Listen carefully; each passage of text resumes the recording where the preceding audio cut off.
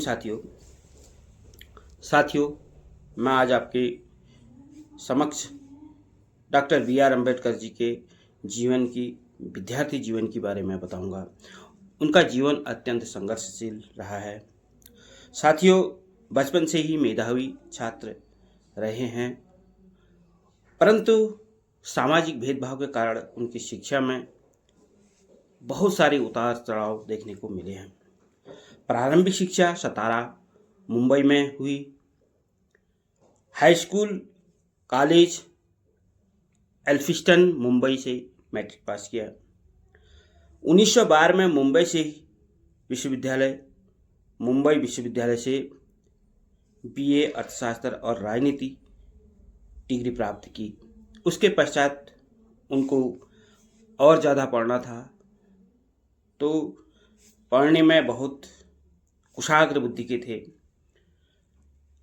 विदेश में उच्च शिक्षा प्राप्त करने के लिए बड़ौदा के महाराज सयाजीराव गायकवाड़ जी के सहयोग से छात्रवृत्ति के रूप में उन्होंने जो दिया, विदेश जाने के लिए उन्हें सबसे पहले अमेरिका में गए। 1913 में वह अमेरिका गए। 1915 में एमए डिग्री अर्थशास्त्र में प्राप्त की उन्होंने। 1917 में साथियों उन्होंने पीएचडी प्राप्त की। पीएचडी जब वो कर रहे थे, पीएचडी के लिए उनका जो शोध विषय था, भारत की चिंता उन्हें हमेशा लगी रहती थी, हमारे समाज की चिंता लगी रहती थी। उन्होंने शोध का विषय जब भारत की वित्तीय व्यवस्था, उनका शोध का विषय था भारत की वित्तीय व्यवस्था। इंग्लैंड में डीएससी अर्थशास्त्र में उपाधि प्राप्त की उन्होंने।